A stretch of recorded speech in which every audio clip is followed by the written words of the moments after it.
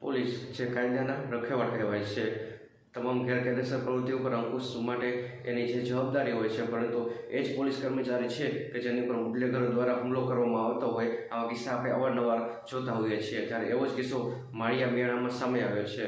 મોરબીના જે 5 પોલીસ કર્મચારી છે તે માળિયા ત્યાં કને ગયા હતા દારૂની રેડ પાડવા માટે. તો એ 5 પોલીસ કર્મીઓ પર બુટલેગર દ્વારા જે હુમલો કરવામાં આવ્યો હતો, જેના લીધે જે 5 પોલીસ કર્મીઓ છે તેને ગંભીર ઈજાઓ થઈ હતી અને સરકારી હોસ્પિટલ સિવિલમાં ખસેડવામાં આવ્યા હતા અને એ સારવાર હેઠળ છે. અને સવાલમાં એ થાય છે કે બુટલેગર જે આવે પોલીસ ઉપર જે હુમલો કરતો હોય તો સામાન્ય માણસ ઉપર શું કહે?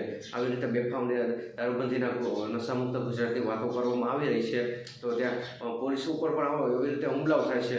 આ એક કિસ્સા તો એવો નહીં, આવા તો અન્ય જે કિસ્સાઓ ગુજરાતમાં જે બની રહ્યા છે. ત્યારે આ મોરબી માળિયા મેળામાં જે આ કિસ્સો સામે આવ્યો તે પણ એક ચકચારી મચાવતો કિસ્સો કે પોલીસ કર્મચારી ઉપર જે આવી રીતે હુમલો થાય એ કેવી રીતે સાખી લેવાય અને જરા પણ સાખી લેવું ન જોઈએ. અને આવા બુટલેગરો બેફામ બની અને આવી રીતે જે પોલીસ ઉપર હુમલો કરતા હોય છે, ત્યારે પોલીસ ઉપર જે હુમલો થતો હોય તો સામાન્ય માણસોની સુરક્ષા સામે સવાલ ઊભા થાય છે. એ તો સ્વાભાવિક છે.